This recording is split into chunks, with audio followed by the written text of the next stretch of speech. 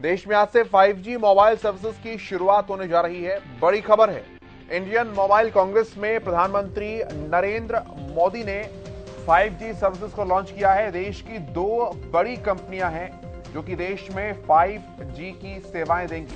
Airtel Varanasi से 5G की शुरुआत करेगी और जियो अहमदाबाद से एक गांव से 5G की शुरुआत करेगी। कार्यक्रम में यूपी और गुजरात के मुख्यमंत्री भी मौजूद हैं।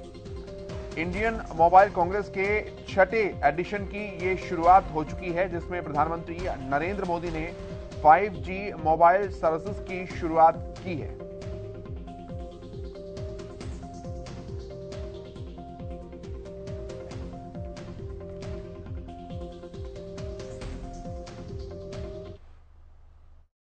Thank you sir.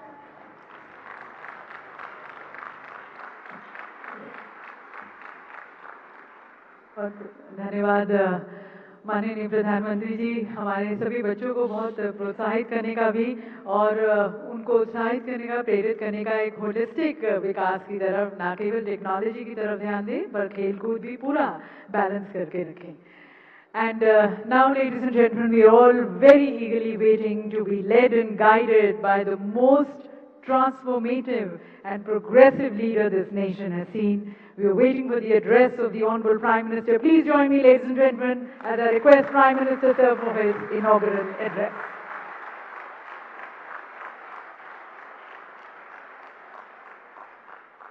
इस ऐतिहासिक अवसर पर उपस्थित मंत्रिमंडल के मेरे सहयोगीगण, देश के उद्योग जगत के प्रतिनिधिगण, अन्य महानुभाव, देवी और सज्जनों, ये समिट तो ग्लोबल है, लेकिन आवाज लोकल है।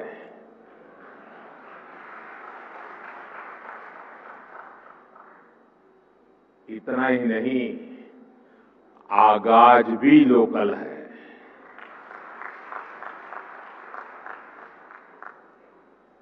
आज 21वीं सदी के विकसित होते भारत के सामर्थ्य का, उस सामर्थ्य को देखने का, उसके प्रदर्शन का एक विशेष दिवस है। आजादी के अमृत महोत्सव के इस ऐतिहासिक कालखंड में 1 अक्टूबर 2022 ये तारीख इतिहास में दर्ज होने वाली है।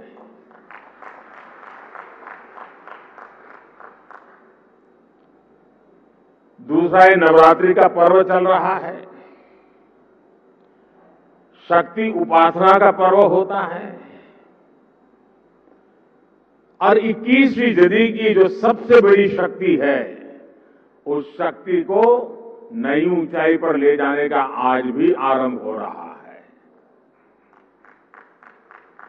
आज देश की ओर से, देश की टेलीकॉम इंडस्ट्री की ओर से 130 करोड़ भारतवासियों को 5G के तौर पर एक शानदार उपहार मिल रहा है। 5G देश के द्वार पर नए दौर की दस्तक लेके आया है। 5G अवसरों के अनंत आकाश की शुरुआत है। मैं प्रत्येक भारतवासी को इसके लिए बहुत बहुत बधाई देता हूं। साथियों, मैं गौरव से भरे इन क्षणों के साथ ही मुझे खुशी इस बात की भी है कि 5G की शुरुआत में ग्रामीण स्कूलों के बच्चे भी हमारे साथ सहभागी हैं, गांव भी सहभागी है, मजदूर गरीब भी सहभागी है। अभी मैं यूपी के ग्रामीण स्कूल की बेटी 5G होलोग्राम टेक्नोलॉजी के जरिए रूबरू हो रहा था। जब मैं 2012 के चुनाव में होलोग्राम लेकर के चुनाव प्रचार कर रहा था तो दुनिया के लिए अजूबा था। आज वो घर घर पहुंच रहा है। मैंने महसूस किया कि नई तकनीक उनके लिए किस तरह पढ़ाई के मायने बदलते जा रही है। इसी तरह गुजरात, महाराष्ट्र, ओडिशा के गांवों के सुदूर स्कूल तक 5G के जरिए बच्चे बड़े बड़े विशेषज्ञों के साथ क्लास में नई नई चीजें सीख रहे हैं। उनके साथ नए दौर की क्लास का हिस्सा बनना, ये वाकई बहुत रोमांचित करने वाला अनुभव है। साथियों, 5G को लेकर भारत के प्रयासों का एक और संदेश है, नया भारत। टेक्नोलॉजी का सिर्फ कंज्यूमर बनकर नहीं रहेगा, बल्कि भारत उस टेक्नोलॉजी के विकास में, उसके इम्प्लीमेंटेशन में बहुत बड़ी एक्टिव भूमिका निभाएगा। भविष्य की वायरलेस टेक्नोलॉजी को डिजाइन करने में, उससे जुड़ी मैन्युफैक्चरिंग में भारत की बड़ी भूमिका होगी। 2G, 3G, 4G के समय भारत टेक्नोलॉजी के लिए दूसरे देशों पर निर्भर रहा, लेकिन 5G के साथ भारत ने नया इतिहास रच दिया है। 5G के साथ भारत पहली बार टेलीकॉम टेक्नोलॉजी में ग्लोबल स्टैंडर्ड तय कर रहा है। भारत लीड कर रहा है। आज इंटरनेट का इस्तेमाल करने वाला हर व्यक्ति इस बात को समझ रहा है कि 5G इंटरनेट का पूरा आर्किटेक्चर बदल कर रख देगा। इसलिए भारत के युवाओं के लिए आज 5G बहुत बड़ी अपॉर्चुनिटी लेकर आया है। मुझे खुशी है कि विकसित भारत का संकल्प लेकर आगे बढ़ रहा हमारा देश दुनिया के अन्य देशों के साथ किस तरह कदम से कदम मिलाकर चल रहा है। ये भारत की बहुत बड़ी सफलता है।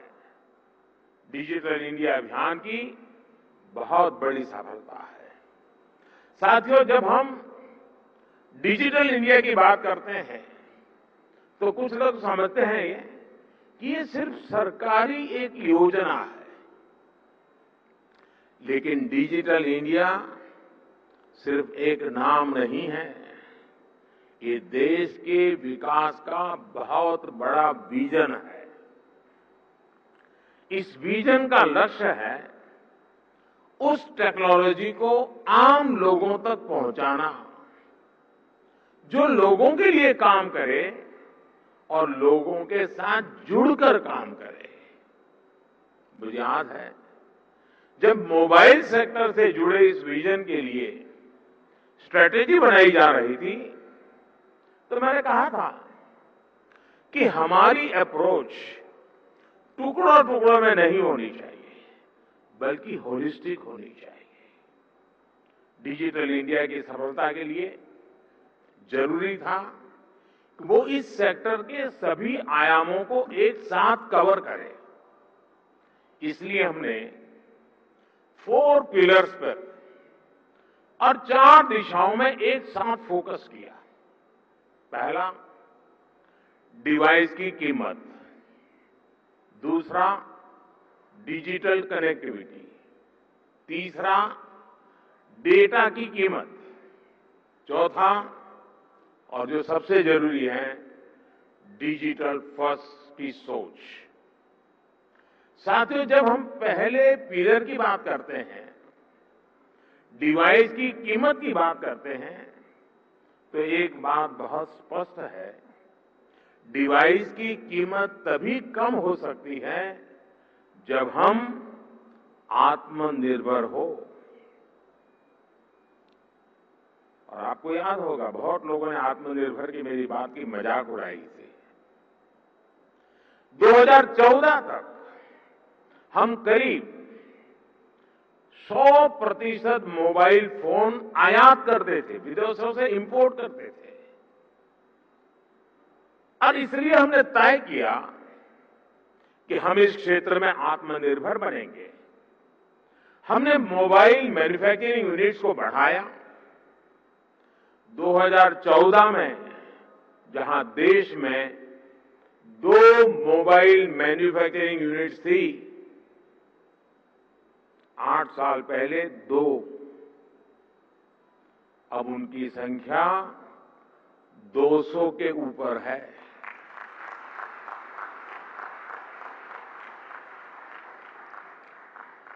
हमने भारत में मोबाइल फोन के उत्पादन को बढ़ाने के लिए इंसेंटिव दिए, प्राइवेट सेक्टर को प्रोत्साहित किया। आज इसी योजना का विस्तार आप पीएलआई स्कीम में भी देख रहे हैं। इन प्रयासों का नतीजा बहुत पॉजिटिव रहा। आज भारत मोबाइल फोन उत्पादन करने में दुनिया में नंबर 2 पर है। इतना ही नहीं, जो कल तक हम मोबाइल इंपोर्ट करते थे, आज हम मोबाइल एक्सपोर्ट कर रहे हैं, दुनिया को बेच रहे हैं। जरा सोचिए, 2014 में 0 मोबाइल फोन निर्यात करने से लेकर आज हम हजारों करोड़ के मोबाइल फोन निर्यात करने वाले देश बन गए हैं, एक्सपोर्ट करने वाले देश बन चुके हैं। स्वाभाविक है, इन सारे प्रयासों का प्रभाव डिवाइस की कीमत पर पड़ा है। अब कम कीमत पर हमें ज्यादा फीचर्स भी मिलने लगे हैं। साथियों, डिवाइस कॉस्ट के बाद जो दूसरे पिलर पर हमने काम किया, वो है डिजिटल कनेक्टिविटी का। आप भी जानते हैं कि कम्युनिकेशन सेक्टर की असली ताकत कनेक्टिविटी में है। जितने ज्यादा लोग कनेक्ट होंगे, इस सेक्टर के लिए उतना अच्छा है। अगर हम ब्रॉडबैंड कनेक्टिविटी की बात करें, तो 2014 में 6 करोड़ यूजर्स से आज इनकी संख्या बढ़कर 80 करोड़ से ज्यादा हो चुकी है। अगर हम इंटरनेट कनेक्शन की संख्या की बात करें, तो 2014 में जहां 25 करोड़ इंटरनेट कनेक्शन थे, वहीं आज इसकी संख्या करीब करीब 85 करोड़ पहुंच रही है, 85 करोड़ पहुंच रही है। ये बात भी नोट करने वाली है कि आज शहरों में इंटरनेट यूजर्स की संख्या के मुकाबले हमारे ग्रामीण क्षेत्रों में इंटरनेट यूजर्स की संख्या तेजी से बढ़ रही है। और उसकी एक खास वजह है, 2014 में जहां देश में 100 से भी कम पंचायतों तक ऑप्टिकल फाइबर पहुंचा था, आज 1,70,000 से भी ज्यादा पंचायतों तक ऑप्टिकल फाइबर पहुंच चुका है। अब कहां 100 और कहां 1,70,000।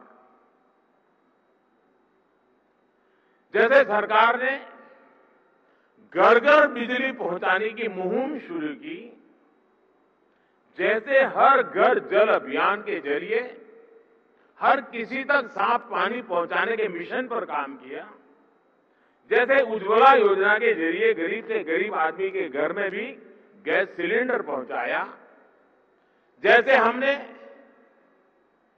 करोड़ों की तादाद में लोग बैंक अकाउंट से वंचित थे, करोड़ों लोग जो बैंक से नहीं जुड़े थे, आजादी के इतने साल के बाद जनधन अकाउंट के द्वारा हिंदुस्तान के नागरिकों को बैंक के साथ जोड़ दिया। वैसे ही हमारी सरकार इंटरनेट फॉर ऑल के लक्ष्य पर काम कर रही है। साथियों, डिजिटल कनेक्टिविटी बढ़ने के साथ ही डेटा की कीमत भी उतनी अहम हो जाती है। ये डिजिटल इंडिया का तीसरा पिलर था जिस पर हमने पूरी शक्ति से काम किया। हमने टेलीकॉम सेक्टर के रास्ते में आने वाली तमाम अड़चनों को हटाया। पहले विजन की कमी और पारदर्शिता के अभाव में टेलीकॉम सेक्टर को तमाम मुश्किलों का सामना करना पड़ता था। आप परिचित हैं कि कैसे हमने 4G तकनीक के विस्तार के लिए पॉलिसी सपोर्ट दिया। इससे डेटा की कीमत में भारी कमी आई और देश में डेटा क्रांति का जन्म हुआ। देखते ही देखते ये तीनों फैक्टर, डिवाइस की कीमत, डिजिटल कनेक्टिविटी और डेटा की कीमत, इसका मल्टीप्लायर इफेक्ट हर तरफ नजर आने लगा। लेकिन साथियों, इन सब के साथ एक और महत्वपूर्ण काम हुआ। देश में डिजिटल फर्स्ट की सोच विकसित हुई।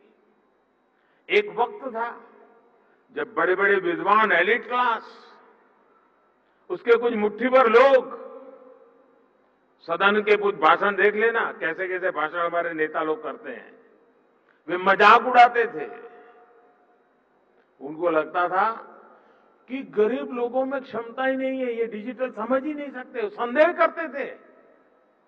उन्हें शक था कि गरीब लोग डिजिटल का मतलब भी नहीं समझ पाएंगे। लेकिन मुझे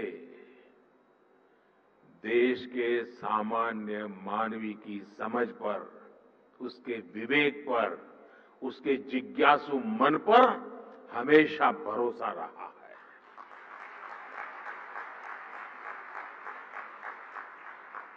मैंने देखा है कि भारत का गरीब से गरीब व्यक्ति भी नई तकनीकों को अपनाने में आगे रहता है। और मैं एक छोटा अनुभव बताता हूं। शायद ये 2007-8 का कालखंड होगा या 9-10 का, मुझे याद नहीं है।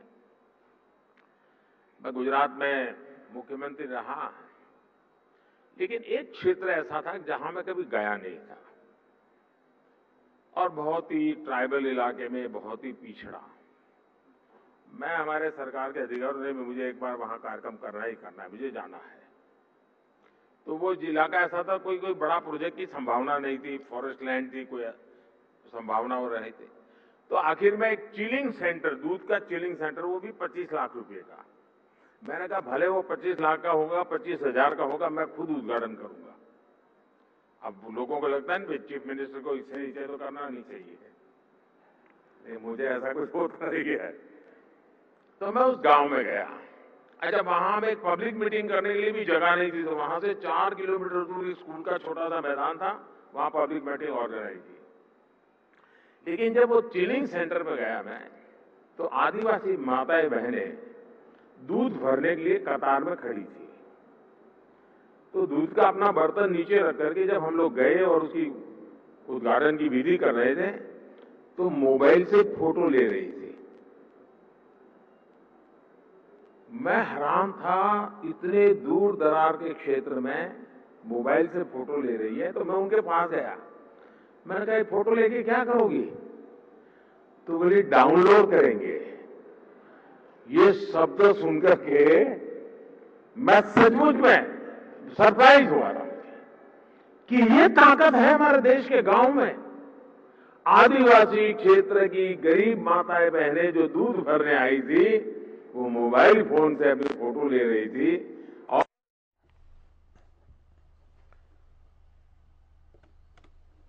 तो प्रधानमंत्री नरेंद्र मोदी को सुन रहे थे आप। देश में आज से 5G मोबाइल सर्विसेज शुरू हुई। इंडियन मोबाइल कांग्रेस में प्रधानमंत्री नरेंद्र मोदी